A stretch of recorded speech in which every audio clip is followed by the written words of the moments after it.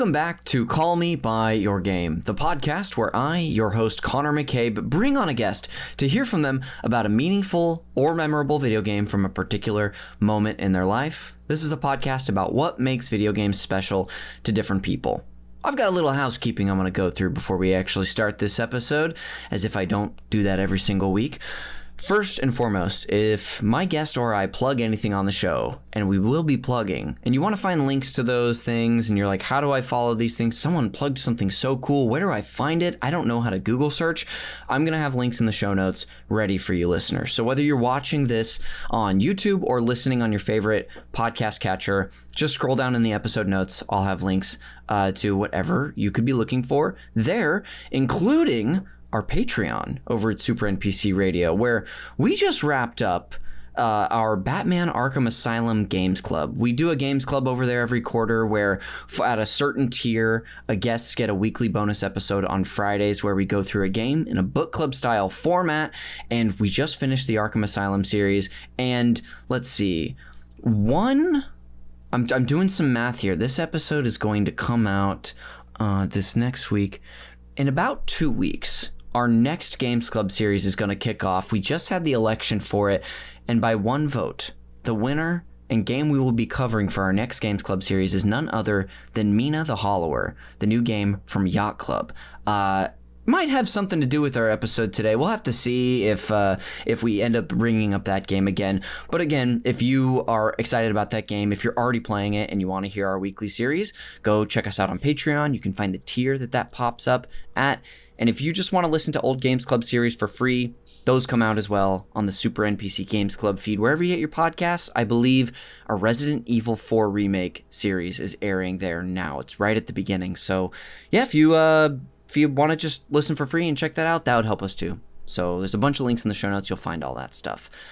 That's going to do it for the housekeeping. Let's introduce our guest for today's episode, artist at Yacht Club Games and lead pixel artist for Mina the Hollower, Sandy Gordon. Sandy, welcome.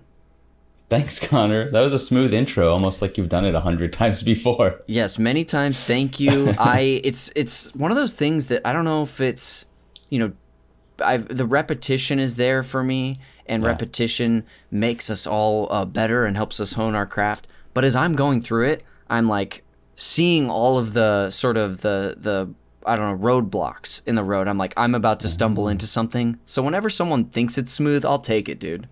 Yeah, no trip ups at all. Huge. I can confirm here there were no cuts or edits in that intro. Yeah, thank you so much. No redos. And thank you for telling the audience that. I need their confidence in me. Sandy, I'm so excited to have you on today. You and I have known each other for, I think, I was thinking back about this. Yeah.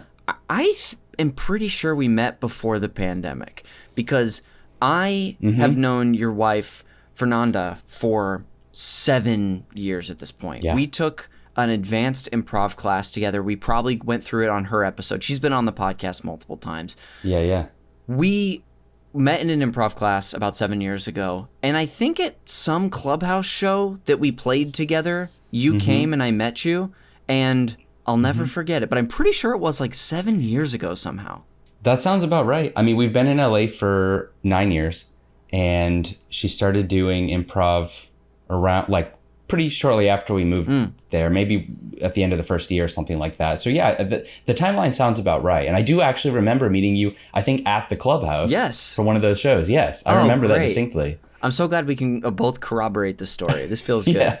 I do have like I don't remember what we talked about, but I have a flash memory of seeing you for the first time and chatting. And then throughout the years since then, through the pandemic, after the pandemic, we've been able to see each other every so often, whether it's at like a games gathering or an improv show. We've just been running into each other. I saw you most recently when we had some friends over for a little gaming afternoon. But, we've known each other just a little bit throughout the last handful of years or so. That's how we're familiar. What do you want to share about yourself with the listener? I know we sort of teased some stuff up top in your intro, but who are you and what do you want to talk about today?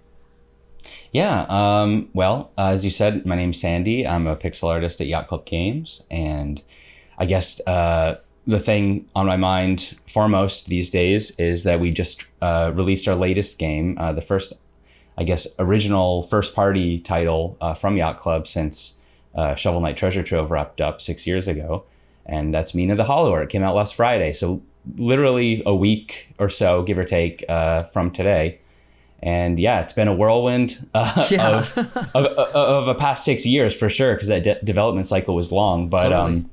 The past week since release has also been really crazy. And so far, so good. The reception is pretty positive. So yes, we're all excited. Yeah. I as someone who has couldn't have less to do with the game, I'm been so thrilled to see the reception be so positive, and not just from the greater world of video game consumers and critics, but also like my personal friend groups. Like, we can't stop.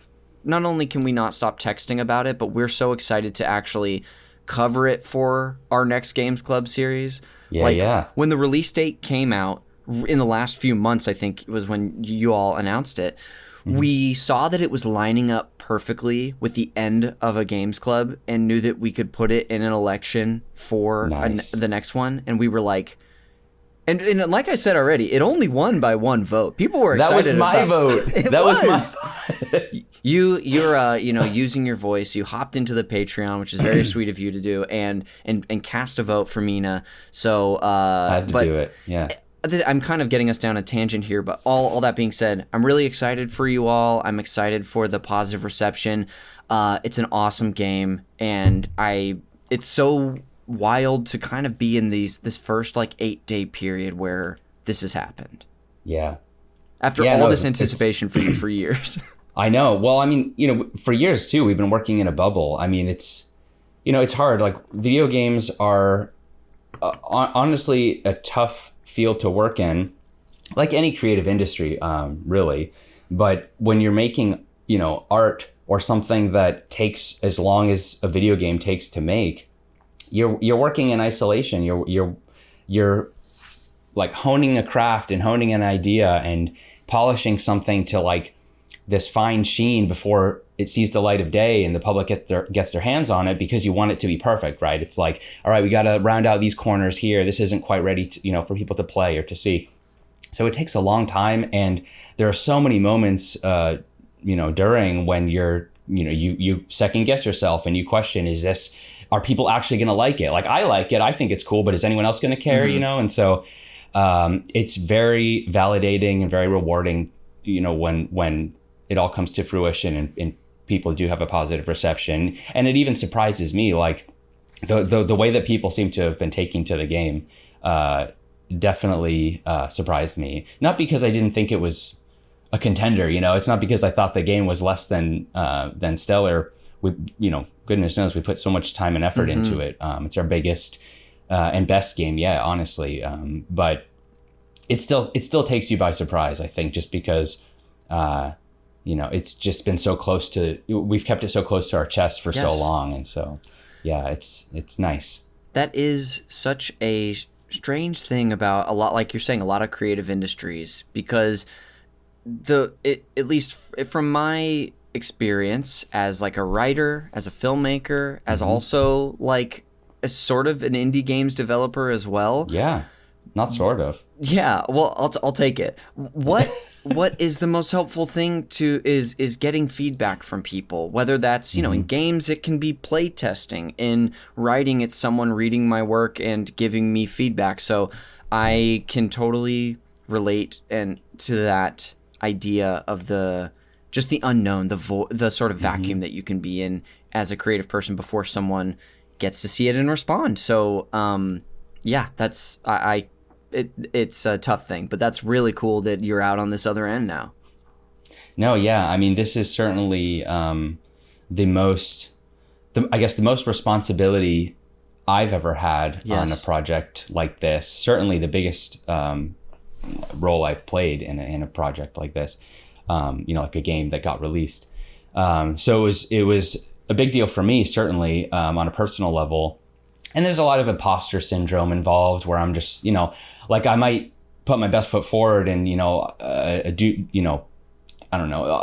I made so many sprites and so many animations and so many tile sets for this game that you start to think at a certain point, like, do I have tunnel vision on all of this? Like, is it actually, is it going to live up to the standard and the hype that, the next Yacht Club game has out in the public? And so, it's just, it's validating, as I said, to see the reception be so positive, and to, I've seen so much fan art over the past week, amazing stuff by amazingly talented artists. And so, it just means a lot. And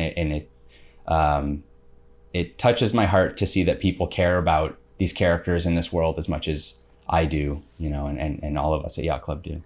Well, again, congrats to you. Congrats to the whole team. I'm going to be talking about this game for, I think, 12 weeks. We've mapped out a 12-week schedule. Is it that long? Wow. I didn't realize. That's cool. And every Games Club series ends up being a little different. The Batman one we just did was 9 weeks, and honestly, it could have been 8. Whoa. But yeah, sure. It depends on the density of the game, how much we think we're going to discuss, and the schedule's always subject to change, but I'm going to be talking about this more. But congrats to you and the team. It's a very exciting time, and I'm glad to have you on the podcast, in the midst of this success. Yeah, likewise. Yeah, I'm happy to be here. It's been a while. Like you said, we've known each other for a long time, but yes. I've never been on, so. So about dang time, I'm sure. Agreed. So before we move off of you and preview what we're discussing for the main event, I would like to ask you a little bit just about, your history as an artist and working in game design as well. Where did you get started? What got you into this? And how did we get to where you are today? Yeah, it was kind of a roundabout process for me. Pixel art was definitely not something that I ever planned to do or saw myself working in as like an artistic medium. So growing up, I definitely wanted to make games for as long as I can remember, I would say. But it was more of just like a broad view idea, right? It was like, I love world building. I love, like, when growing up, I played a lot of JRPGs. And so it was like, I want to make my own world. And I've got all these ideas for characters and plot devices and things. I wasn't really ever that interested in mechanics and gameplay. For me, it was just like stories. Yes. And, and like what to me is like the heart of a game and where the charm comes from, right? And so I ended up going to, I guess to start even, in high school, I was studying 3D animation. My high school it was one of the rare schools that had an imaging lab, is how they called it, which was like a little room.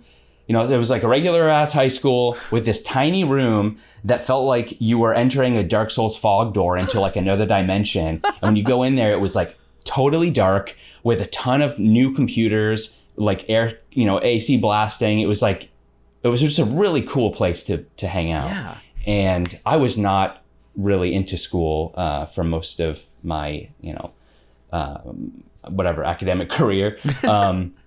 Middle school was terrible, as I'm sure it is for a lot of people. And high school started out kind of rocky, but then once I found this imaging lab, I was there all the time. Like every free moment I had, in between periods, during lunch, I was just there. And so that's when I kind of fell in love with the idea of doing 3D art as a career potentially, right? And then when I went to college, I was like, okay, well, this seems like a viable trajectory to get into games, right? It's like 3D animation pipeline. So a college in the town I grew up, Burlington, Vermont, Champlain College was the school, and they had a brand new game design track. Okay. And I was like, okay, well, this seems like the right fit for me, right? It's like, right down the street. I can study games as in an academic setting. And it went okay. The track, whatever, like that major was so new that they didn't really have experienced teachers at the time to impart industry level knowledge. So it was kind of like, all right, this teacher knows Photoshop. That teacher understands the basics of Maya or something or 3D Max. So let's just toss them in and they can, guide these students. And it was a situation where, as hard as they tried, I knew more than the teachers did at that time. A lot of the students did. And so it was sort of a lackluster experience. Now Champlain's game development track is like pretty robust. I think Okay. it's grown a lot in the past like 20 years since I was there. So I'm sure it's great now. But at the time I was like, I don't know if this is for me. I need something else. And so I ended up transferring to the State University and studying fine art instead of 3D. Because at the time I was like, you know, I don't know if it was due to the nature of the, you know, the strength of the track I was on, or what it was that soured me maybe on 3D as a career path. But I was like, well, maybe I want to do concept art, illustration. I don't know. I was just kind of floundering for a while. Sure. I was studying Japanese at the time too. I was really interested in the language and going out there, which I ended up doing. But yeah, so that was kind of like where I started, 3D. Then I went to more of an illustrative background and ended up graduating from there and getting a job doing graphic design for a couple of years. Cool. And what was kind of funny about that is I was doing graphic design and sort of put the idea of working in games aside. I had applied to a few AAA companies with a very basic portfolio. It was sort of like a generalist portfolio with just this mishmash of things that would definitely not have landed me a job. Sure. Like, especially in AAA when most careers need to be pretty like focused, right? Yeah. It's like your portfolio it shows your strengths, and that's why they would hire you, because, you know, you'd be like a cog in this machine that just like perfectly fits in. And for me, I wasn't there. But my boss and mentor at the time, Chris, he like such a great guy. He saw that I was, you know, I liked the graphic design stuff, but I was clearly less interested in making like one sheets and web pages than I was drawing or coming up with ideas for video games. And we would talk about games all the time. Yeah. And because of that, there was one time where one of our clients, Oracle Systems, I guess gave us this opportunity to help promote one of their new tech systems, something called Spark. I don't even know if it still exists, but they were like, you guys can do whatever you want. And Chris was like, well, how about if we make a web game, like a browser-based game?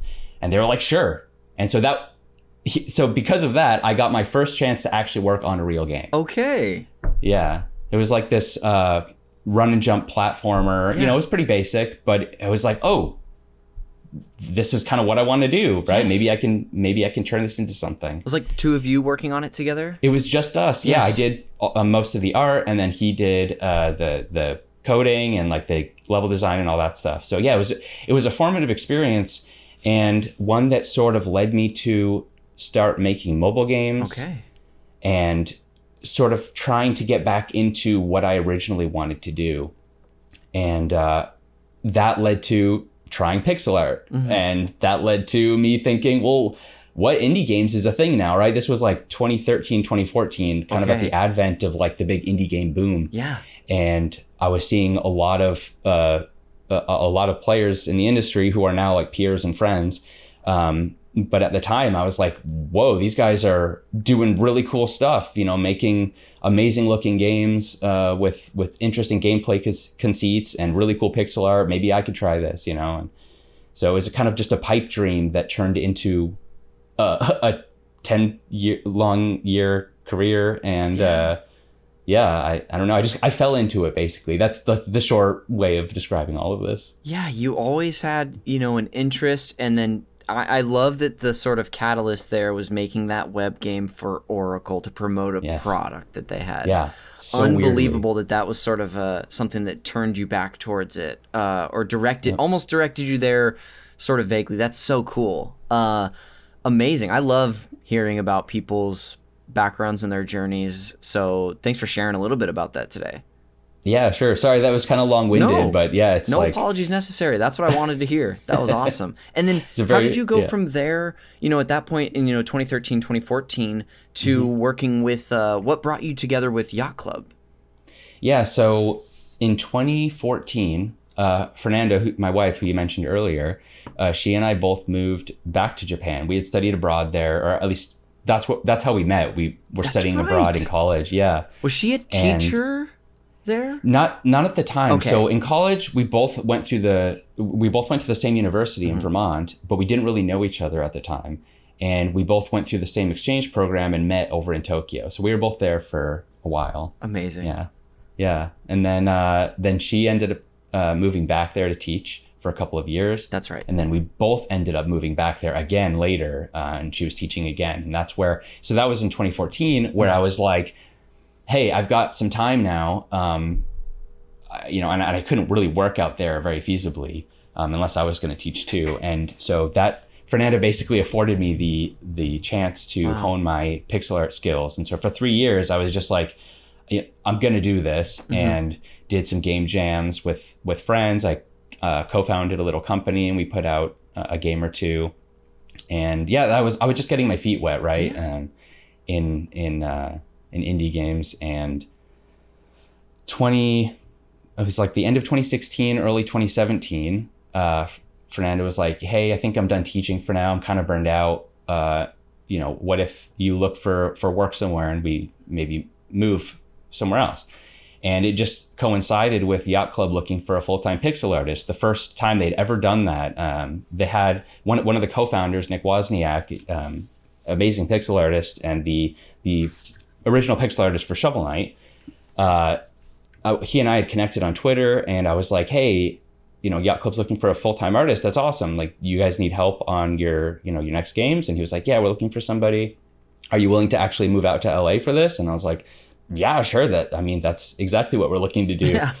And so, it was fortuitous. We ended up moving out in 2017. We've been here since. So it's been 9 years now that I've been at Yacht Club. Man, that's so cool. Long time. You never know what's going to bring you together with somebody. Like, having a connection on Twitter to then just there being an opportunity available and you putting yourself out there. That's fantastic.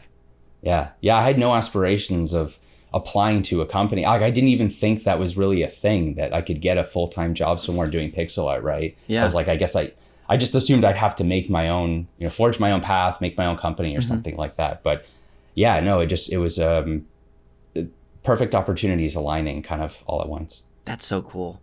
Yeah. Well, thanks for letting me just, ask about your history a little bit. I think that's going to be really fun it's really fun for me to learn, but also the listeners hearing you on this episode and learning about your journey. I think that's going to be very cool. So thanks for sharing. Sure, of course. By the way, is there anything else you wanted to share with the listener about yourself, or did you feel like you got to do that already? I know we were kind of lingered here for a while, but I feel like I went over all the major bullet points. Yeah. Cool. I mean, if you had any other questions, I'd be happy to answer them, but I think awesome. I went through it pretty thoroughly. Okay, great. Well, we are about to discuss your general history with video games in a second. But before we do that, I'd love if you would tease what we're going to discuss in the main event in the second half of the show, and please call me by your game. Ooh, so what we talked about is discussing Suikoden 1 and 2, both PlayStation 1 era JRPGs, and probably the most formative 2 games of my life, I would say. Awesome. Yeah. Had a big impact on me. I love it. I'm glad they were... we can always redo games on the show. I've had multiple games that have been brought on by multiple people, but I'm glad this was freshly available for you, and I'm excited to talk about it later. Same. But let's get to your history in general first.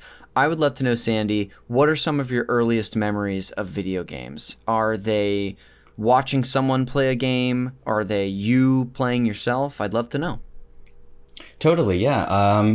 Well, I think my earliest vivid memories are of going over to my grandmother's house as a kid, like 2-3 years old, and my uncle playing his video games in his room. Probably was NES at the time, and I would just kind of wander in, and I'd sit next to him, and he'd give me a little unplugged controller, and be like, he'd just point to some random enemy on the screen, and be like, yeah, that's you. I'm like, oh yeah, I'm doing it. Like, we're playing together in this single player co-op experience, right?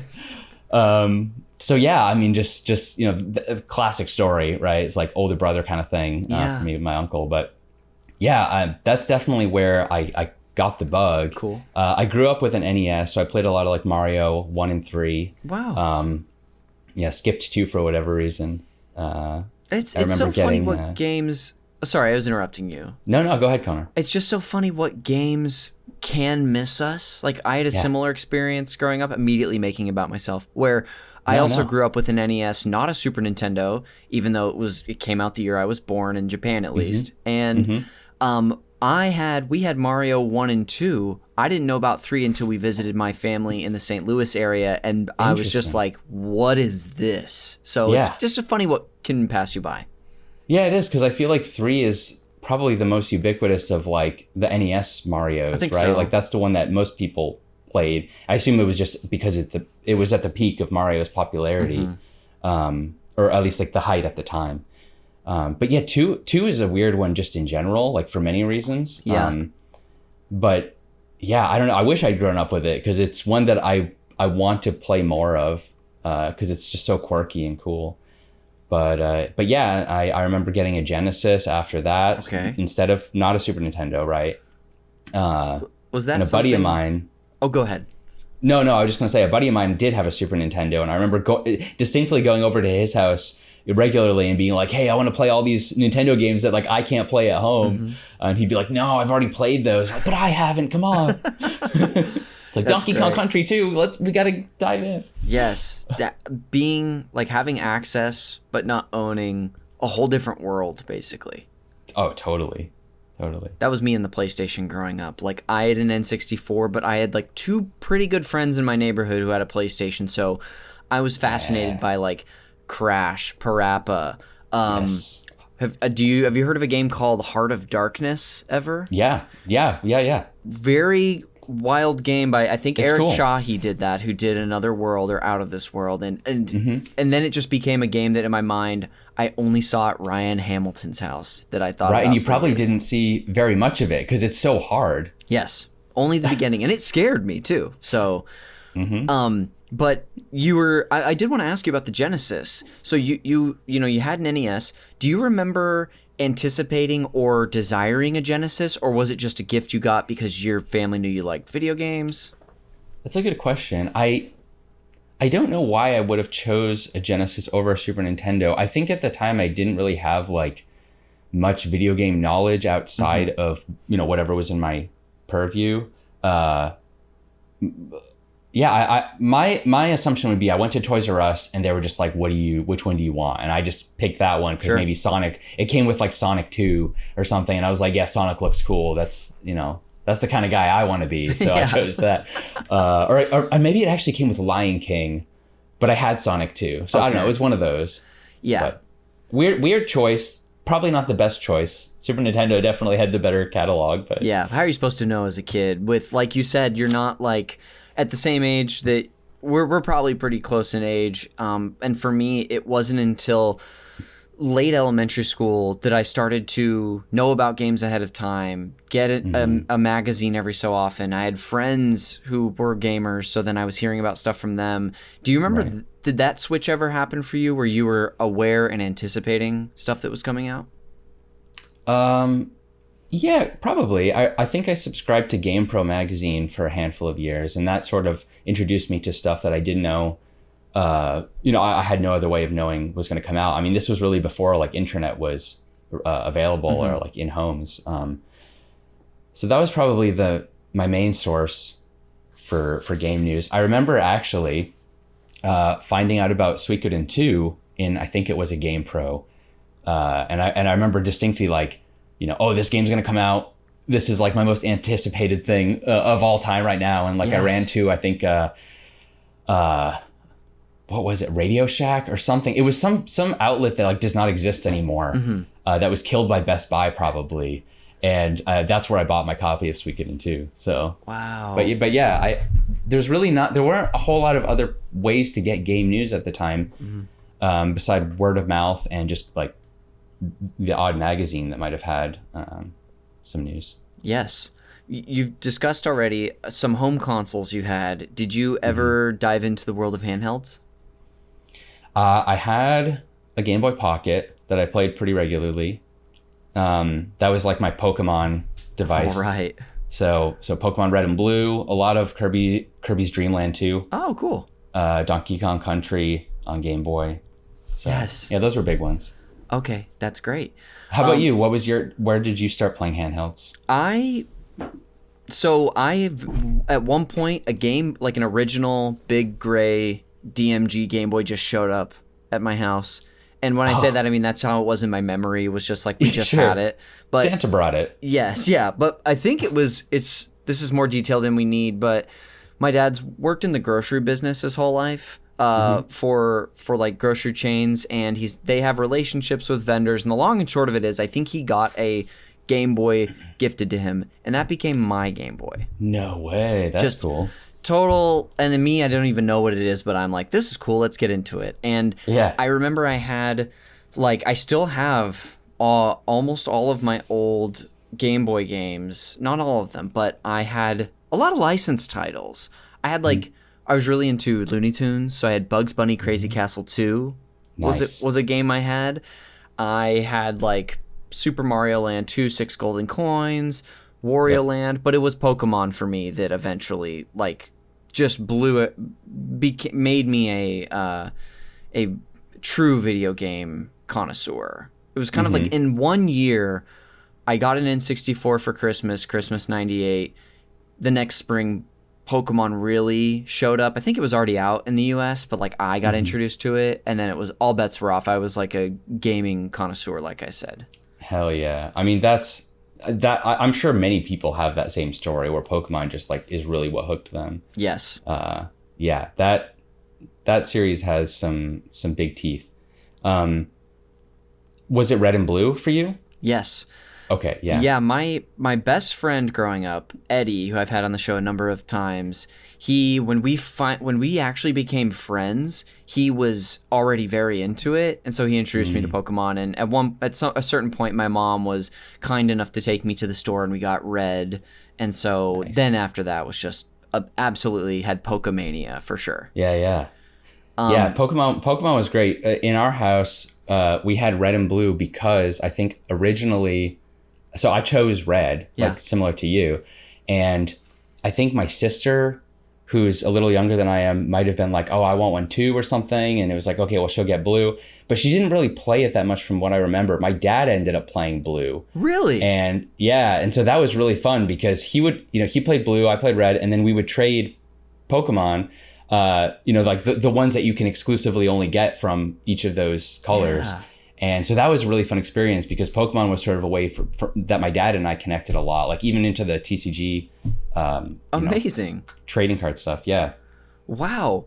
I love hearing about that. It makes me want to know too, was that a sort of an isolated experience of gaming with family, or was that a hobby that you shared with other people? Well, so I gamed a lot with friends, neighborhood friends for sure. My dad has always just been like really supportive of everything I've been interested in my whole life. So I mean, obviously extremely lucky in that regard. That's awesome.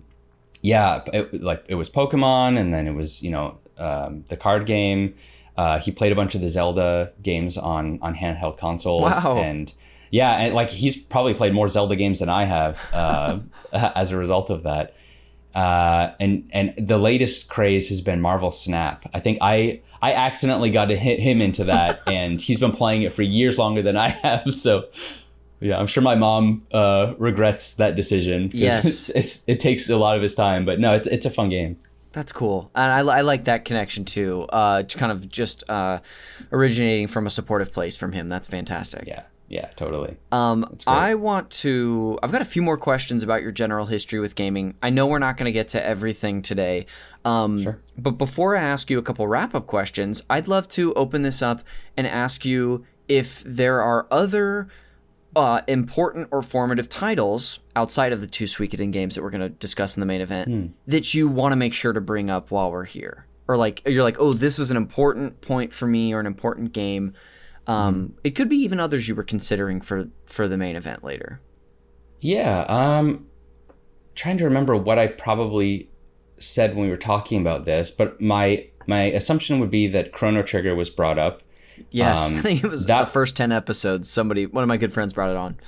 Yeah. I mean, that's such an obvious pick for so many people. It's, incredibly inspirational, informative. Just because, I mean, that game was like a confluence of top tier talent. Just it was like a lightning in a bottle example of like gaming perfection. So very few games can hit that bar or will ever hit that bar again. It's just, I mean, it's a perfect game. If I was to ever say, what in my opinion a perfect game would be, it's that. So did you play that on? I know you're a PlayStation kid. Did you play it on PlayStation, Super Nintendo, DS? Where'd you play it?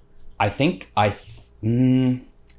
Super Nintendo. I was introduced to it after that period. I think maybe 3DS was the first time I played it. Cool. Yeah. And actually, having played the Super Nintendo version and then other versions afterward, I think that's probably the best place to play it.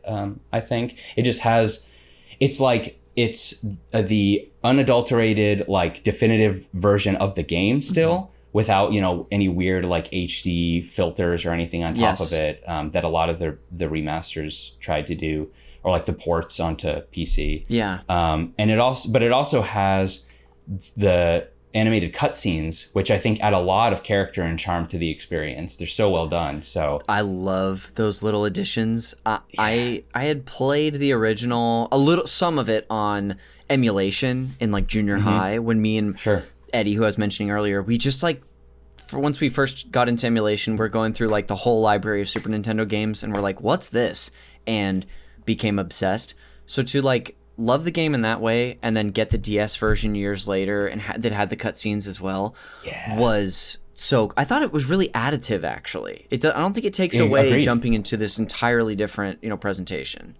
No, I think all it does is serve to recontextualize a lot of the scenes that you had to sort of fill in your head, right? Yeah. You're looking at this tiny sprite world, and there's only so much so much detail you can get from it, but seeing it in like beautifully animated, HD is, it's like, playing a Dragon Ball game and then getting to actually watch the show, or, reading the manga and then, watching Dragon Ball Z or something. It's like, holy crap, this is blowing my mind sort of thing. Yes.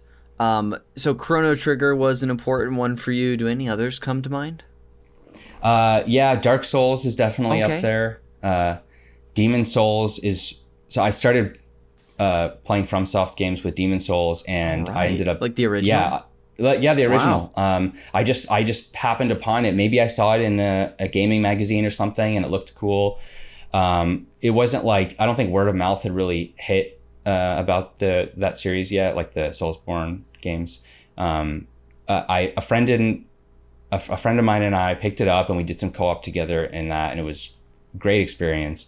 And then Dark Souls came out, and it just kind of changed the game, right? Like that was peak gaming in that era for me. So that's definitely another one. That's cool. That is a style of game, the sort of, well, really just FromSoft in general, that is still so foreign to me. I've tried, and I think I would like them. I'll share two things. I've tried once to get into one FromSoft game, and I learned anecdotally that I maybe made the worst choice for a starting point, which was Sekiro. Okay, I knew it. Yeah. I gave it like 2 real solid hours and was so discouraged. This was also 6 years ago. It was a long time ago. So, and I've played more Souls-like games at this point to where I think I can maybe hang, but I've never not turned it on since. I get that. Sekiro is a bit overwhelming. Yes. I think I've heard that Elden Ring is probably a good entry point because of how open it is, and how if you're butting your head against something, you can go explore or level up or gain abilities, whatever it is. Did you play Elden Ring as well? Yeah. Oh, yeah, absolutely. Yeah. And then coincidentally, like a few weeks ago, me and Amanda went to a garage sale for a friend who lives in our neighborhood. We walked away with like 4 movies. She got a vinyl there. And I also walked away with Bloodborne on disc. Okay, cool. Yes. For PS4? For PS4. And I just saw it, and it was very reasonably priced. Like, I think he sold it for like $15. And or maybe even less. And I was like, you know what? even if it's not today, I'm gonna want to play that at some point, and I'm gonna get this disc, so I have Bloodborne just like sitting over there. Nice. Yeah, maybe now's the time. Yeah, at some point. Jeremy, we've been talking a lot about our games clubs at Super NPC Radio. Jeremy's a huge FromSoft head. Okay. There's a chance that Bloodborne's a nominee in an upcoming election, whether it's the one after Mina or next year. But I think at some point I'm going to have an opportunity. I actually, speaking of, I just realized. Yes. Oh, you're wearing a Bloodborne shirt. That's amazing. How appropriate. Now that was worth it for the video viewers. Yeah. They got their money's worth. Well, that's great. I want to ask you just 2 more questions. I know I've been asking you about your history for a little while, but the first question is sort of catching us up a little bit. What have you been playing recently? Have you even had time for games as you've been, getting one out the door at Yacht Club? I mean, it's a fair question. My time and capacity to play games has definitely become more limited, as the years have passed, just because I'm spending so much time working on them. Yeah. But, I think it's important as a game developer to also be aware of what's out there and how the landscape is changing. So I do try and get things in here and there. Most recently, I've been playing Silksong. It took me a little while to be able to pick it up, but I'm glad that I finally have.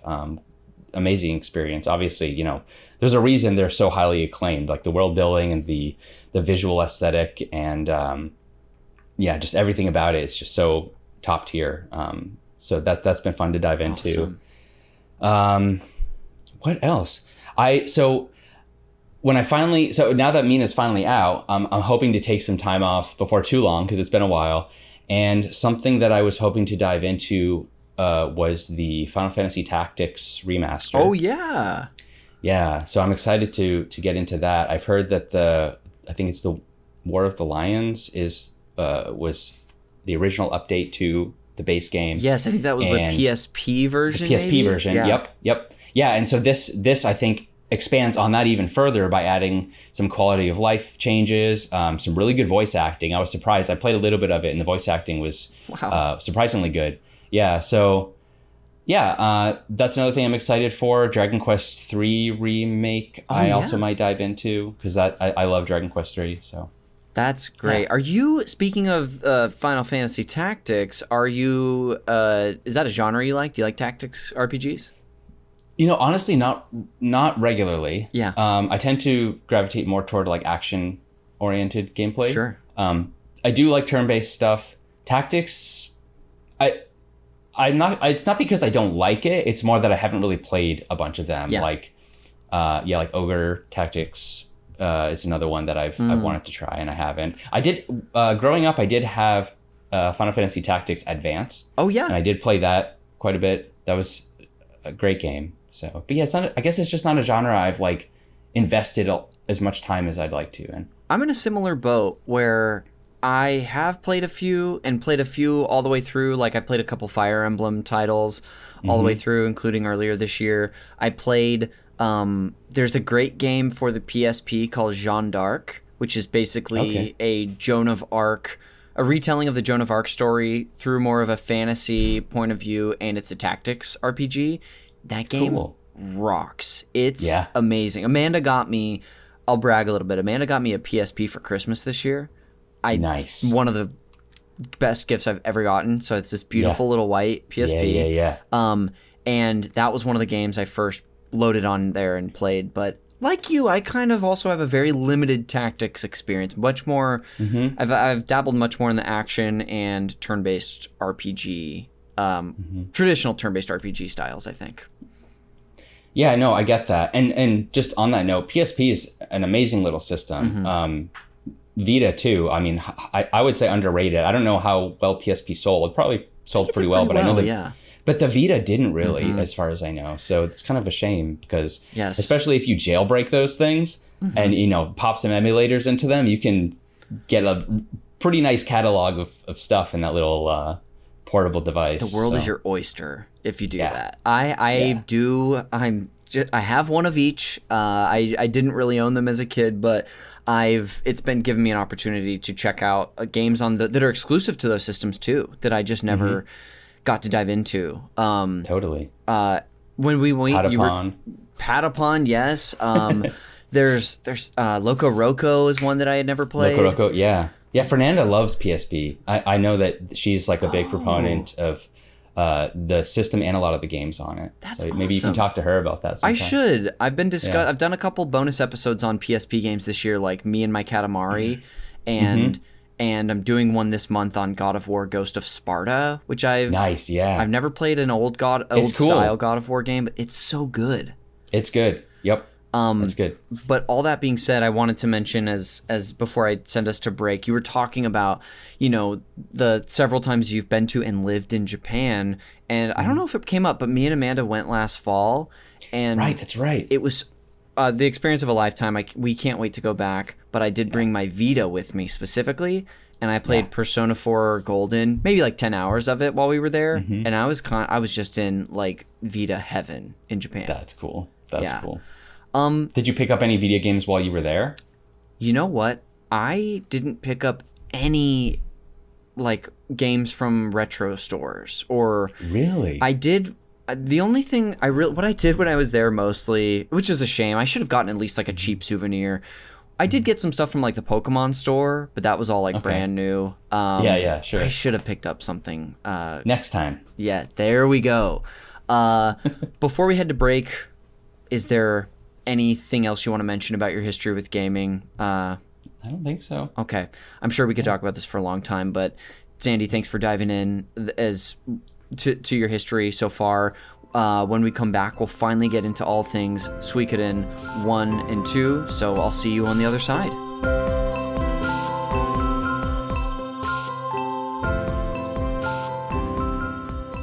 Welcome back to Call Me By Your Game. Connor McCabe returning to the microphone with my guest, Sandy Gordon. Sandy, welcome back.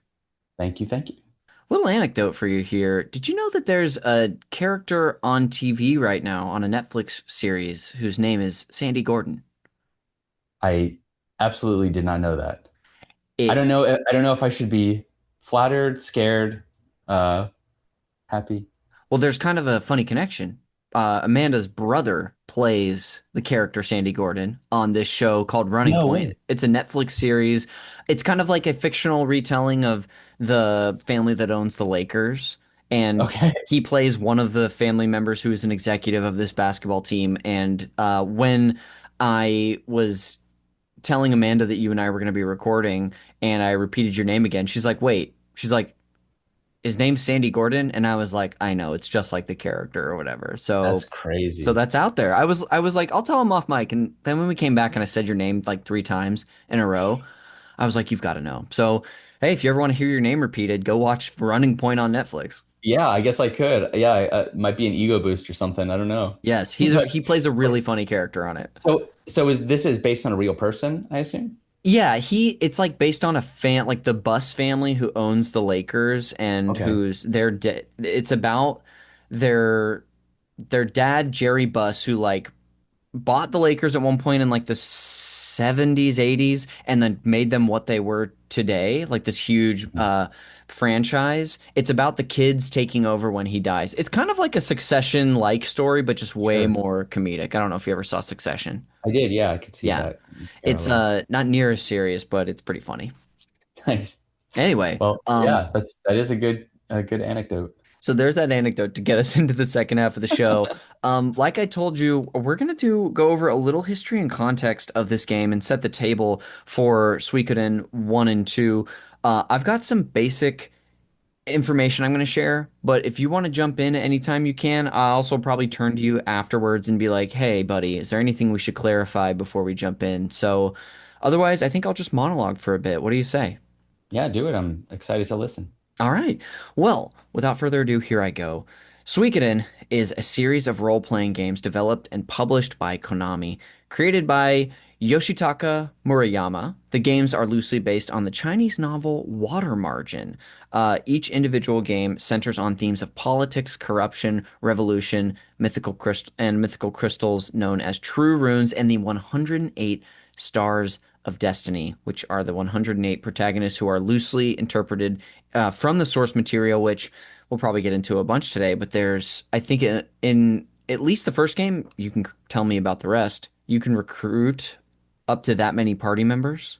108. Yep. Yeah, that's a Yes. staple of all the games. Yes. Unbelievable. Yeah. And so cool for its time. Yeah. Uh, Even so still, I don't know if there are yeah. any other games where you can recruit that many party members. Yeah, Yeah, to be it's like pretty someone insane. who's fighting alongside you in a turn-based combat. I might have one of your recommendations later might have something to do with recruitment. Is it like Disgaea or something like that? That's like the only one I could think of maybe has. Yeah. This Yeah. is it's a different genre, so it's kind of cheating, but Okay, I'll okay. be excited to share with you.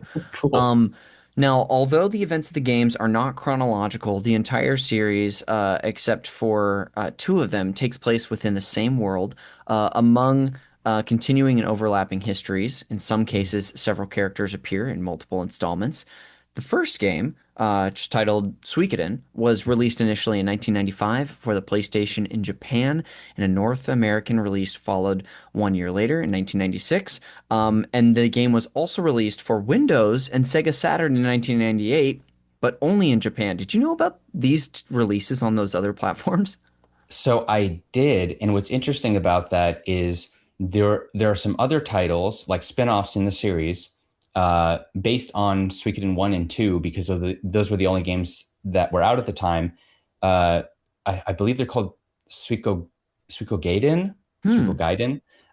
They're visual novels, and it's a series of spin-offs that I really wanted to play as a kid. There's a website called Suiko Source that I used to go to all the time, and that was the only place I could get information about the Suikogaiden games. Uh, and I think those are only available on those systems. That they never Wow. came out on PS1. They never left Japan. I think there were like fan translations of them that Okay. existed. But yeah, those were some titles that I was like, man, if only I could get those. And Yes. yeah, they were cool. It was similar to the Chrono Trigger cutscenes, like the Hmm. cinematics that added so much like contextualization to the world and the characters. These visual novels did the same because they took the little sprites and the little pixel art portraits and blew them up into like anime form, and so you could see like large illustrated versions of all these characters Wow. that played as in what Suikoden 1 and 2. And yeah, I don't know, it's just kind of revolutionary. I was like, whoa, like, so That's that's what so they look like cool. big. Yeah, so additive. That's awesome. Yeah, yeah. Uh, I love that. When it comes to the first game, it centers on the political struggles of the Scarlet Moon Empire. The player Mhm. controls the general son of the Scarlet Moon Empire, who's destined to seek out 108 warriors in order to revolt against the corrupt sovereign state and bring peace to a war-torn land.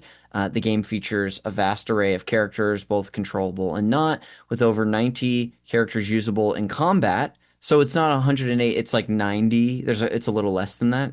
Some of them they only exist as like merchants Okay. in your central, like your base, your HQ.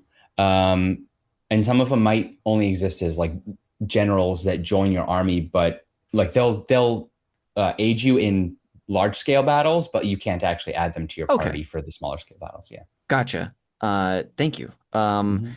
And then lastly, this is sort of just like a wrap up, a compilation of the first two Suikoden games. Suikoden 1 and 2 was released for the PSP in Japan in February 23rd, on February 23rd, 2006, speaking of the Yep. PSP, and an HD English localization version of the compilation under the title Suikoden 1 plus 2 HD Remaster was released worldwide in 2025, just last year, Yep. for basically all platforms: Switch, PlayStation 4 and 5, Windows, Xbox One, Xbox Series X and S. There have been a number of Suikoden games as well after the first two. Mhm. Um, I should actually look up really quick when the most recent one was released, just in the I think series it was period. 5, and Five, it okay. it was, I want to say, like 15 years ago. It was a while ago. Yeah, it says Suikoden 5 originally in 2006, I guess. Okay, so 10 years Wow, ago. yeah, and just remakes since then. Yeah. Um, Interesting. Okay. Hmm. Uh, well, I know I just shared a ton of basic information and context about the game. Is there anything that Yeah. you feel like we should add before we dive into your history? Add. Well, I guess my history with the series really kind of ends after Suikoden 2. I did have 3, and I did play some of it, but it was the first game in the series that they went 3D with instead of Hmm. 2D sprites, which one was kind of disappointing to me on like just an aesthetic level. Um, and two, the story and character designs didn't really hit as hard for me as Okay. they did with the first two. So I kind of fell off the series at that point. The music's great. The music is amazing in all of the games. So 3 definitely hit the mark in that respect. But yeah, so that I think for me, it's like 1 and 2 are the pinnacle of this Okay. series, and really just pinnacle of JRPGs in general. Awesome. Well, let's get into your history then. Earlier, Yeah. you had kind of mentioned anticipating Suikoden 2 coming out. Uh-huh. Was that your entry point to the series? Had you already played one? How'd you get into these? So I don't remember exactly what year. I think it was 97. I'm going to say it was like 97, 98. Okay. Um, I went to Toys R Us with a buddy of mine, and we both had $20 to spend on a game, Mm. which isn't that much. Even back then, games were pretty expensive, like, $40 to $60 You're still. gonna need a discount Um, game with Gonna that. need a discount game. Yeah. Right. So we went to the Toys R Us bargain bin. I don't know if you remember those. Yes. It was like, like a big kind of crate or like a cage just in the middle of an aisle. And it was just filled with games that I guess were not selling, right? They Yeah. weren't merch that wasn't moving. And so I stuck my hand in there, just kind of scrounged around, and after looking at the covers, because you judge games by their cover, just like you do books, right? That's that's the way you determine if something's good. Yeah. Uh, and the two choices I came away with were either spending my $20 on a game called Punky Skunk or Suikoden. Okay. And I'm gonna say it was a tough choice because the cover for Suikoden 1 on PS1, the North American cover, is horrendous. Oh wow. I'm gonna look up both of these right now. It is so bad, which is mind-boggling to me because the Japanese cover is so good. It's like this highly illustrated It's beautiful. I know which one you're montage. referring to. Yeah. Yeah, yeah. Junko Kawano did amazing art for that. I don't know why they did not go with that because it would have probably sold way more out here if they had. Yeah. It's cool. It's like it's an accurate representation of what the characters look like in the game, whereas the North American one is not at all. It's like, Yeah, who are this these is people? very strange looking. It's like hyper realistic. Yeah. Yeah, it kind of looks like those, and not to insult this movie, but that like hand-drawn Lord of the Rings film Oh that's yeah, like the based Rankin off of like the Bass sort of people's portraits in a way. or the Um, the back sheet. I mean, yeah, very interesting. But yeah, yeah, yeah. anyway, so you ended up going with Suikoden and not Punky Skunk.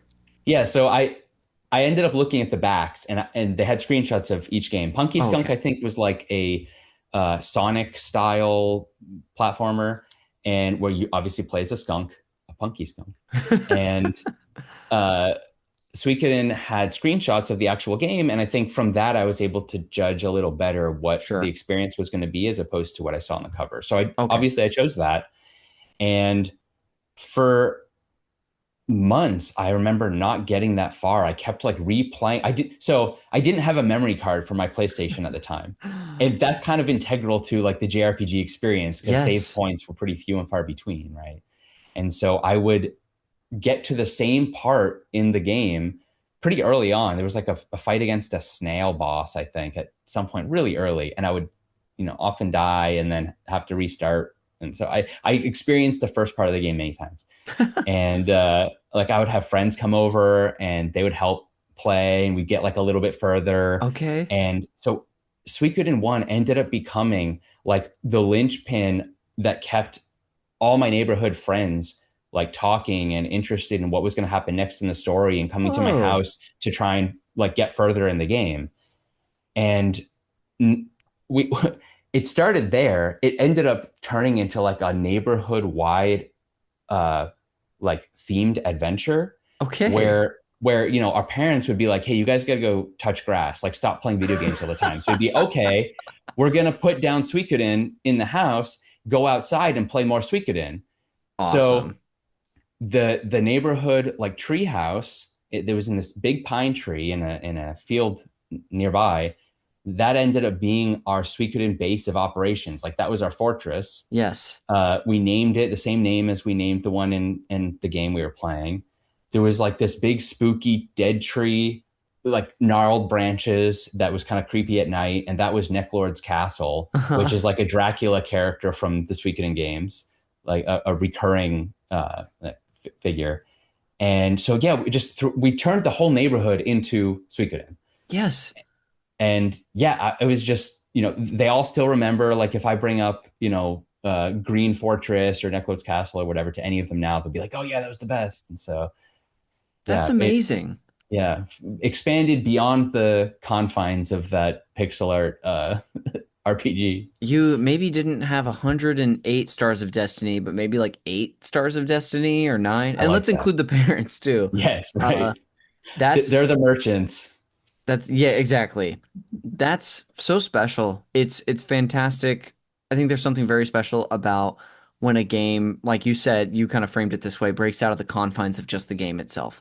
And Yeah. it starts seeping into, especially as a kid, it's such a formative age, seeping into your life so much. You're so interested in it that when you're not playing it, you're role playing outside. Yes. That's Yes. amazing. Yeah, Um, a coworker of mine dropped some of his childhood lore on us a few weeks ago, and he said, growing up, he and his friends would play Secret of Mana, quote unquote, outside, which meant hitting bushes with sticks. So it tracks. yes, absolutely. That's great. For when it comes to the game early on, um, was what was it about it that, like, I guess, especially since you were in the situation where you had to start your progress over basically every time until I would assume you eventually got a memory card. Yeah. Do you remember what it was about the game that kept bringing you back? That's a good question. Well, one, it was one of the few games I had. I didn't have the opportunity, at least in those years, to buy a whole lot of games. I played a lot Yes. of demo discs. Oh yeah. Like, if you remember, the Pizza Hut demo discs Mm-hmm. were a big thing. I still have all of mine, crazy Whoa. enough. Yeah. There were jam packs that PlayStation would put out Mm-hmm. that had, I had like Metal Gear Solid demos and yeah, all kinds of stuff. I had a Tactics demo, Bushido Blade. I played all of Oh those wow. over and over. Yeah. So yeah, I don't know. I guess it was just like, this is one of the few games I have. I bought it with like money that I earned somehow. So it felt special in on that front. And I think it was just the novelty of wanting to keep pushing forward and see, how big this adventure was, and only being Yeah. able to get like so far every so often. Okay, that makes a lot of sense. Yeah. When you were able to eventually push forward and see more of the game, was that something that ended up being more of a solo experience? Were friends around for that? Like, did it remain a communal experience, I guess? Um, Only in as much as like we still talked about our time with the game, but Yeah. I think most of us picked up our own copies. Oh, really? Yeah, or maybe it was like I finished it and then I let like everyone borrow Okay. it, sort of thing. Um, but yeah, I mean, it was definitely a formative game for all of my neighborhood friends. Um, we talked about it for years. So, and then, two comes out and that's even better. Yeah. And so that just kept the conversation going. Yes. Is there any chance that that some of that magic was recreated for the second one, or was it just a Oh different God. experience that you all had? No, no, no. It was a continuation of that magic in the absolutely the best way. Like Okay. Suikoden 2 expands on everything that made the first game great, in every way that I could have wanted. It Mm, is peak gaming, in my opinion. that's The awesome. story's amazing, the music's amazing, the art's even better. The gameplay's even better. It's just more polished all around. Do you remember feeling this way as you were just starting it for the first time, or like Yeah. really getting into that playthrough?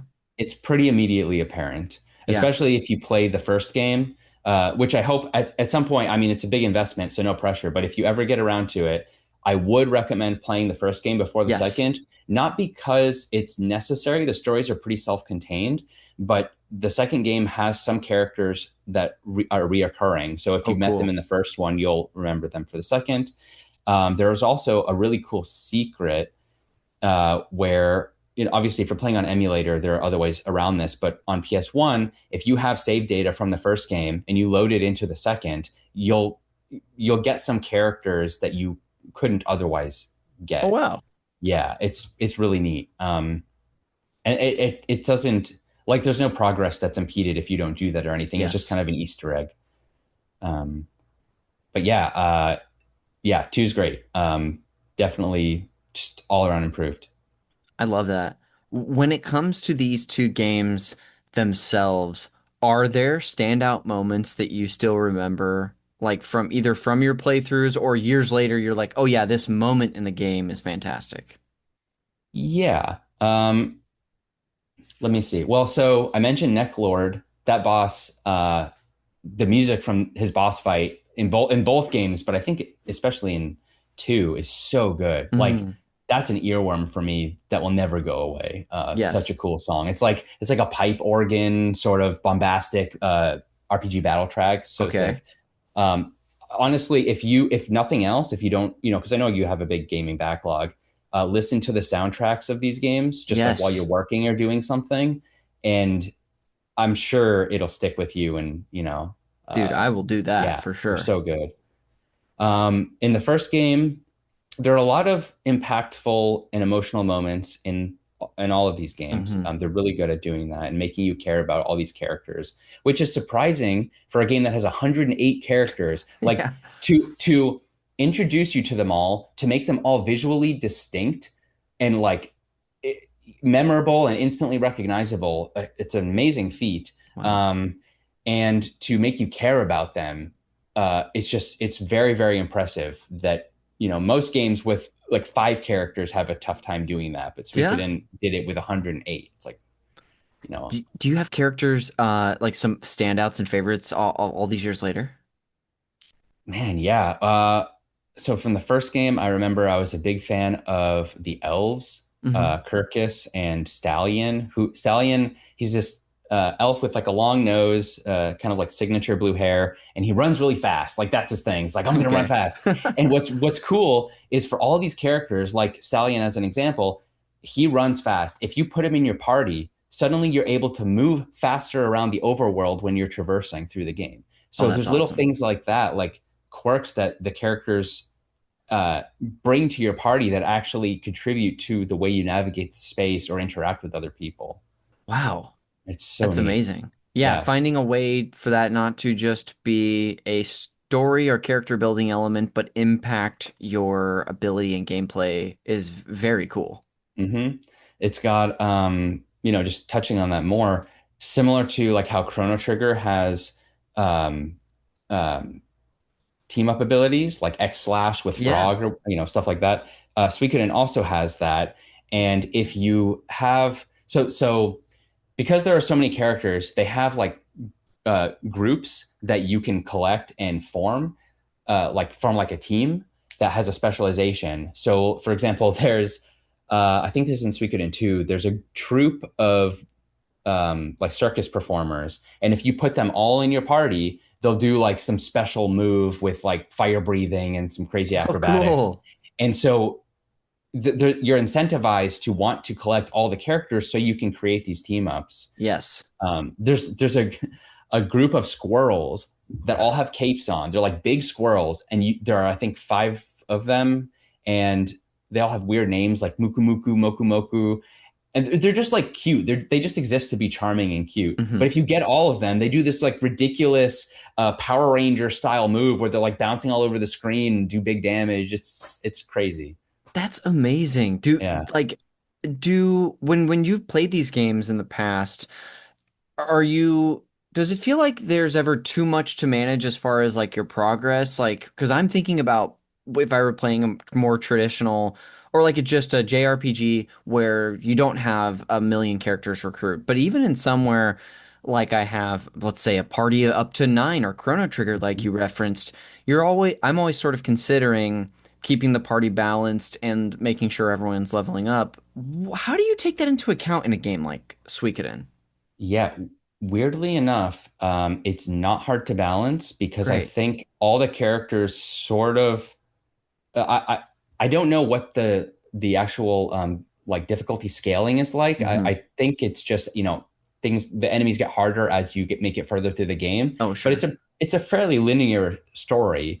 So you're not really having to balance a whole lot. The early characters that you meet are balanced to the enemies that you're going to fight early in the Hmm. game. The characters that you recruit later in the game are balanced to the enemies that you're going to fight, later in the game. So it's actually not daunting at all to juggle this. And it Oh, really cool. comes down to personal preference. Like they did a great job making you feel like you can just put whoever you think is coolest in your group and you'll still, you'll be fine. That rocks. Yeah. That's great. That'll let the player just have as much fun as possible. Yes. Um, I wanted to. Oh, you've been giving me some great details about the how the different party styles or collection of characters can impact you in and out of battle. When it Mhm. comes to the narrative, did you ever Mhm. discover anything that like on a subsequent playthrough or a surprise from the Mhm. way the group of people you had recruited by that point or character interactions or anything like that? Sure, sort of. There are some side stories that are either time sensitive or like side quest sensitive. Like Okay. if you don't find this character by this point in the story, then like you can't recruit this other character, or you don't Okay. get to see the resolution of their beef, the conflict that they have.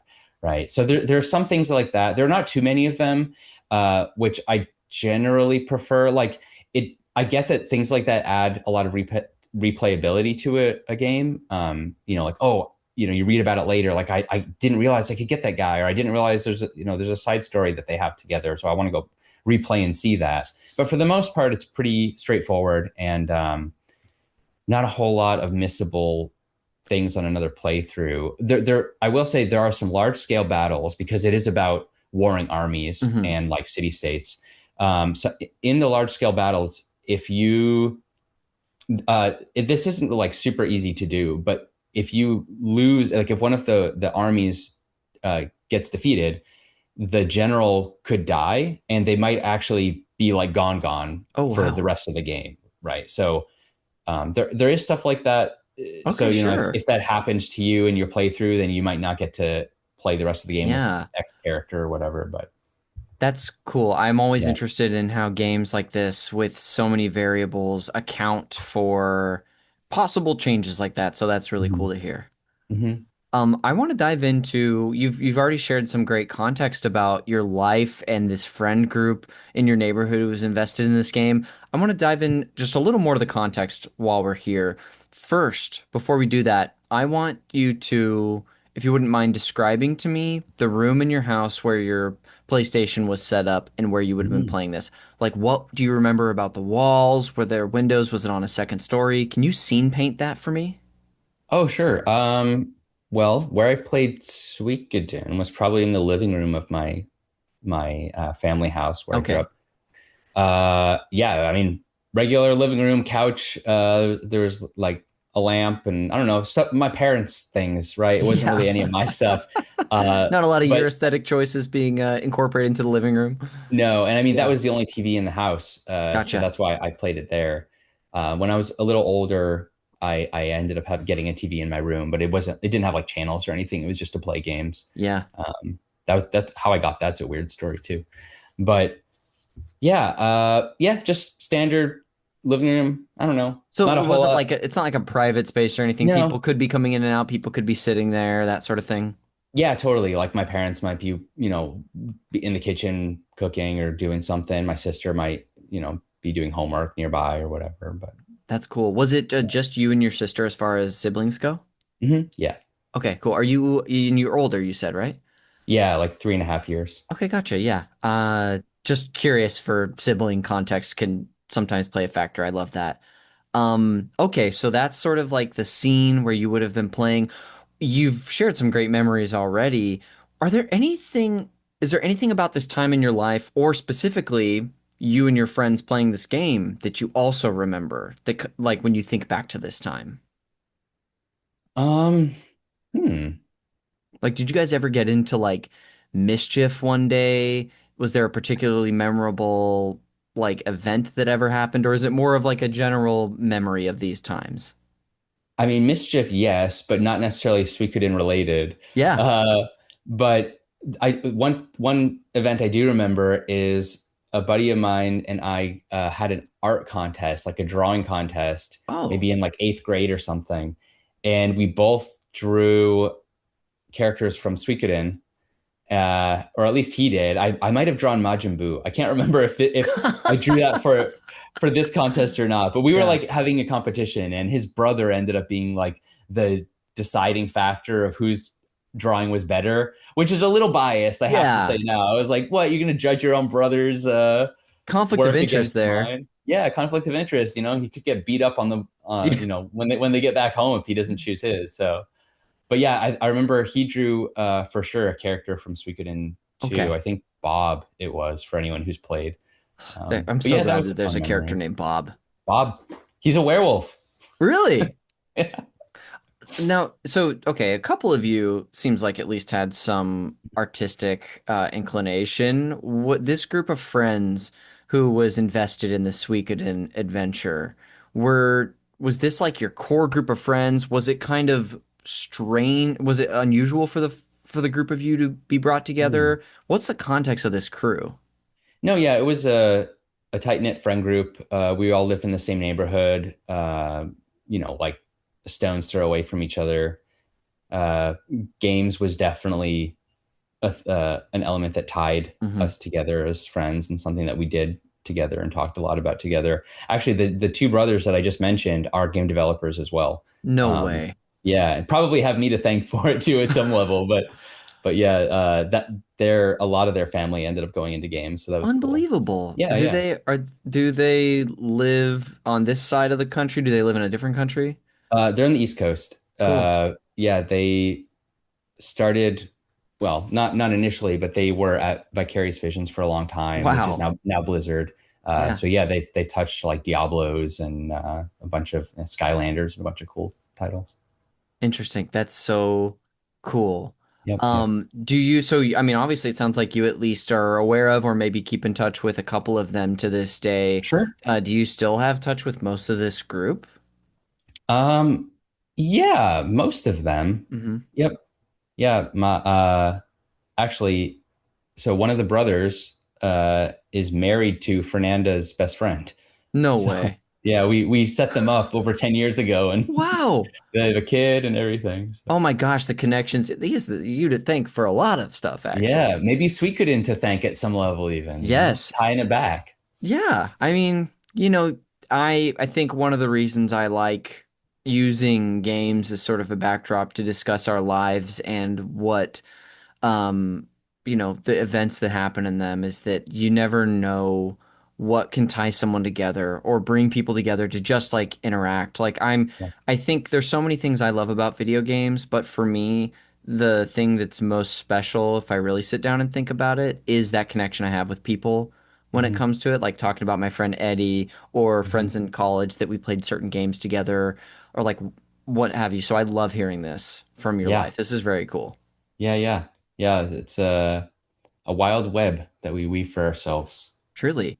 Well, before I won't have you wrap up stuff now. I'll ask you that in a second. Are there any other details that you haven't shared yet, whether it be about the first two Suikoden games or the context from your life when you played them that you want to bring up today before we move on? I The only thing I could think of is in last December, Fernanda and I were in Japan just visiting on vacation, and it just so happened to also be the 30th anniversary of Suikoden as a series. Wow. I was not aware of that until we were there, and I saw an ad for an art gallery showing that they were doing like that happened to be the week that we were there. Whoa. And yeah, and tickets were actually kind of hard to get on the day that we were there, but I managed to get one, and they had a massive art gallery full of Junko Kawano's original artwork for both Suikoden 1 and then also artwork, a different artist, but for number 2.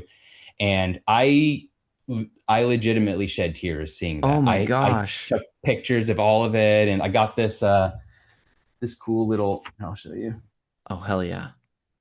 So, and speaking of the cover art for PS Suikoden on PS1, that's what it looks like. The Probably zoom kind of is hard to is see. blurring it out, but Yeah. I can see the outline of it. Oh, there Oh, you there go. we go. There That you was a go. little better. Beautiful. Yeah. Yes, that's But the main anyway, art that I yeah, know. Oh, that's so yeah. So cool. yeah, so that was definitely a highlight of that trip. Super fortuitous. Very serendipitous almost that Yeah. you were there the week they did this exhibit. That's amazing. No, I know it was crazy, but Well, yeah, so cool. so I've got a couple of fun stuff I want to do in the post show, a couple segments to guide you through. But before we do, can you do me a favor and wrap up what these two games mean to you in a sentence or two?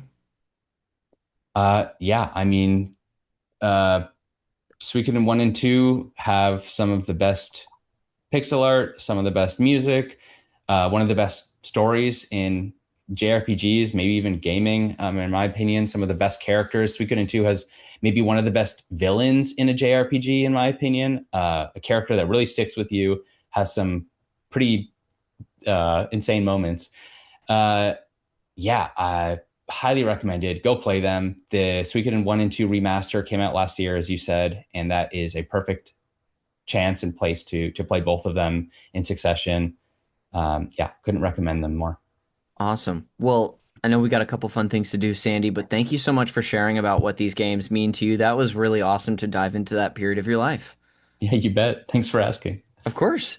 Well, we have two segments I'll lead you into before we go. The first of which is the Fact Me by Your Game segment, and that's where I'm just going to share one fun fact with you about the games you brought on today. Hell yeah. So this comes from, I'll put a link in the show notes in the episode citation section, but this comes from a Did You Know Gaming video. They used to do the spin-off series called, do you know Did You Know Gaming by chance Hmm. on Hmm. YouTube? Great channel. Absolutely. They had a spin-off they used to do called VG5 Facts or VG Facts 5 trivia spin-off. And so this was an episode called Five Suikoden series facts, trivia, feat, brutal moose. So without further ado, here I go. In the first suite, and this is basically about some hidden data in the code that's not actually used in the game. Cool. Okay. In the first two, coincidentally.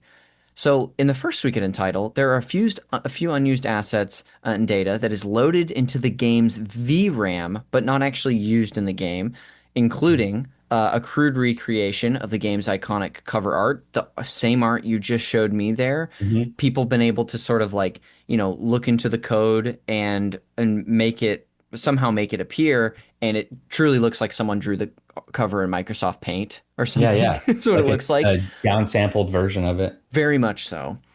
And in Suikoden 2, there's one that's even a little more interesting and unusual. Another unused graphic, which is the back of a Magic the Gathering card. Did you ever get Oh. into Magic, or at least vaguely aware of Magic the Gathering? No, I'm definitely aware of it. I never really got into it, but I didn't either, but I can remember the iconic back of the card. So yeah, sure. that data for that is in the game, and it's found within the specific data of the Nightmare enemy, which features various Hmm. different card faces. So Okay. the video at least surmises that this was probably done as a joke by the dev staff who were fans of Yeah. Magic the Gathering to Yeah, yeah. include the back of Magic cards in for this Nightmare enemy, which is a card-based enemy. Yeah. But just very unusual data that's in there for no reason to actually serve the game, but that's just kind of for fun. Yeah, interesting. That is an Easter egg, certainly. Yeah, I'll share the link. I'll have to email you the link to this video and also just share it within the show notes. But That's I thought cool. it was fascinating. Um, That's it for the Fact Me By Your Game segment. I'll lead us into the final one, the game recommendations. Now, Sandy, this is my forced tie-in, this segment to the movie Call Me By Your Name, where I'm going to treat Suikoden 1 and 2 as your passionate summer fling that you Right. have from this memorable moment in your life.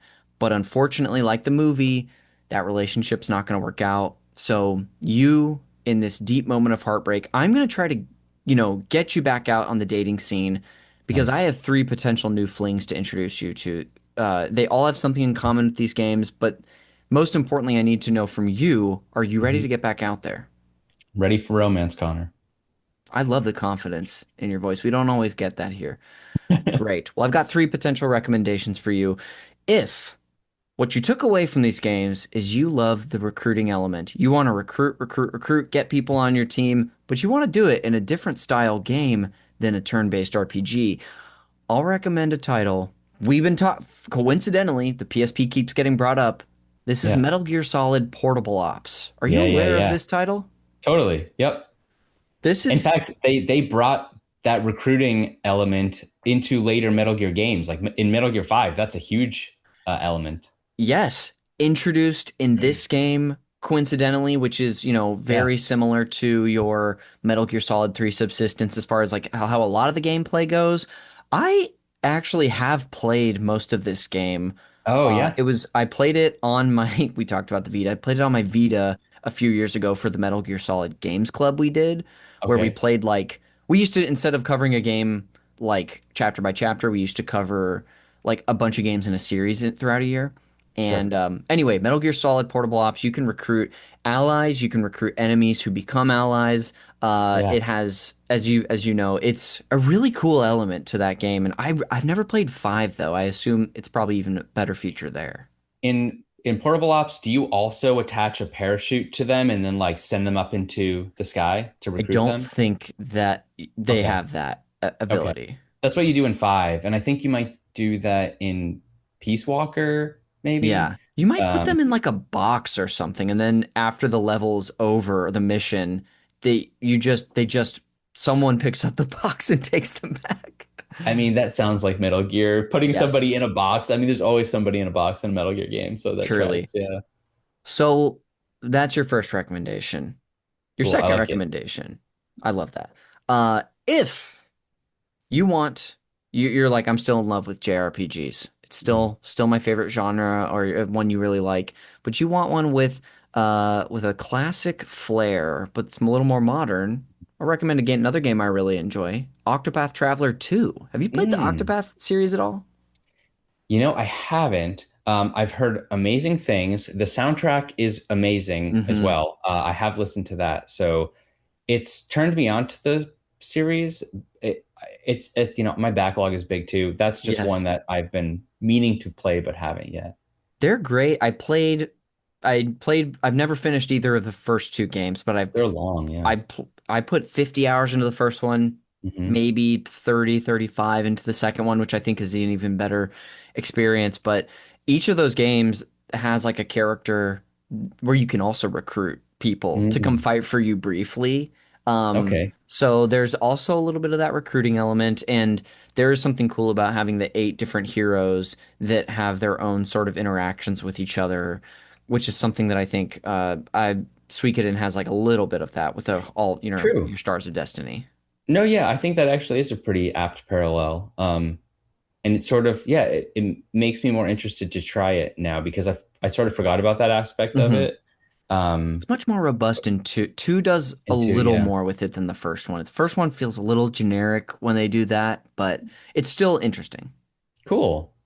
Yeah, no, I'm even more curious to try it out now then. So starting with 2 is acceptable. You can totally start with two. Okay, Yeah, cool. absolutely. There may be some narrative ties into the first one, but it's an all new cast of heroes, so I don't think it Hmm. matters too much. Nice. Um, Last recommendation for you is if you're like, you know what? I want to just pay some honor to the creator of this series, Yoshitaka Murayama. I want to play another game in a series that he has created. I wonder if you Yeah. know what's coming. I tried to pick the honestly the most obscure one. Maybe. Yeah. Okay. Okay. So I might have been jumping the gun, It's okay. in my mind. So go. Yeah. No, sorry. No, go ahead, Connor. Well, I want to hear what you thought it could be because I'm recommending to you today a game that actually didn't originally come out in North America. Okay. Oh, On the th okay. This is the Alliance Alive for the 3DS. Do you know Oh, this for game at all? 3DS? No. So, okay, I know that Murayama worked on a lot of stuff even before and after Suikoden. I thought you were initially going to say Eiyuden Chronicles, which Yes. I backed on Kickstarter, actually. Oh, Um, okay. Sadly, Murayama died, I think a year ago or so. Hmm. Um, but yeah, Eiyuden is one that I thought you were going to say, which is basically a spiritual successor to Yes. Suikoden. Also a cool game. Doesn't quite hit the same notes, despite the all star cast. Like Junko Kawano's back was back on doing concept art and illustration for the game, but yeah, didn't quite hit the same notes as Suikoden 1 and 2 for me. But I think I Alliance heard Alive, I have not played. he was so he's the just the writer for this game, Okay. for this the scenario writer rather, and it originally came out on the 3DS Ooh. in Europe and Japan. There is you can buy the game on Nintendo Switch now in North America, Mhm. but it's another turn-based RPG game made by the creator of Suikoden. So I was like, let's especially anything on the 3DS.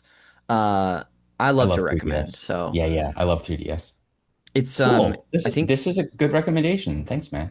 yeah, you bet. I tried to think of something obscure, but to recap this today, your three recommendations are Metal Gear Solid Portable Ops, Octopath Traveler 2, and The Alliance Alive for the 3DS. That'll do it for that segment, and that will actually bring us to the end of the show. So before we go and plug whatever we want on the way out, Sandy, thanks again for taking the time to do this today. This was awesome getting to know you better, hearing about Yeah. your background, and hearing about your love for the first two Suikoden games. Yeah, thanks, man. No, I mean, I appreciate you having me on. I don't really get many opportunities to gush about Suikoden, so this was a pleasure. And yeah, hopefully, it'll inspire other people to pick it up. I love it. I know I definitely, this makes me want to play it more than I even did before. So maybe it'll have to find its way into my PSP or something. Yeah. Um, Oh, well, it does exist on yes. PSP. I think there's actually a PSP release for it, so Oh, amazing. that might be perfect. That could be really fun to have. Yeah. This little beautiful little handheld. Um, well, I've got some stuff I'm going to plug in just a second. I know you plugged Mina the Hollower up top. Do you want to plug that again and anywhere else you might want people to find you on the internet? I mean, you can find me on like Twitter, Blue Sky. Yeah, I mean, you can find Mina on every Everywhere? modern, yeah, Switch 1, Switch 2, PS5, Xbox, SNX, Steam, GOG, Humble. Yeah, I mean, please go play it. It's mind-blowingly the highest rated Metacritic game of the year so far. Wow. Still can't believe it. Here's hoping that that stays, Yeah. but you know, it's been a week, so far so good. Yeah, I mean, please go play it. I think you'll have a great time if you like old school top-down 2D Zelda games or old school Castlevania games, uh, games like Bloodborne, Elden Ring. I think there's something for everybody in that little package. So Awesome. I'll put a link to the to Mina in the show notes as well. I ended up getting it on the Switch too, since I'll be traveling soon. I'm gonna have that with me. nice. But so far, 2.5 hours in, I can't get enough. So congrats again to you and the Thanks, team. dude. And I'm excited to, I mean, listener, stay tuned. The first episode, if it doesn't come out on this feed, we always release the first episode of a Games Club for free, Mhm. on our Patreon and on the free Games Club feed. So keep an eye out, listener. If you want to hear more about that game, we will be covering it. So, thank you for those plugs, Sandy. I'll go ahead and just close out with some plugs of my own, including the cover art for this podcast is done by the artist Glenn J. You can find him on his Instagram, which is also in a link in the show notes. This podcast is produced, edited, and the original music that you hear throughout is done by Jeremy Schmidt. You can find Call Me By Your Game on YouTube, on Blue Sky, and Instagram if you want to follow us on social media. Again, we had a couple great visual clues, thanks to Sandy today for a T-shirt and some great Suikoden art. So I definitely recommend following us and subscribing on YouTube to get the video version as well. You can follow me on Blue Sky, on Instagram, and on Twitch if you like. And then I've already recommended our Patreon a bunch, but if you want to find out more about us and if you want to support the show in another way and get bonus content for that support, check us out at patreon.com/super NPC Radio, and stay tuned for the Mina the Hollower Games Club, releasing in the late June. I think it's June 27th. Episode 1 is going to come out that Friday. So stay tuned, dear listener. But for now, that's going to do it for another episode of Call Me By Your Game. We will see you on the next one.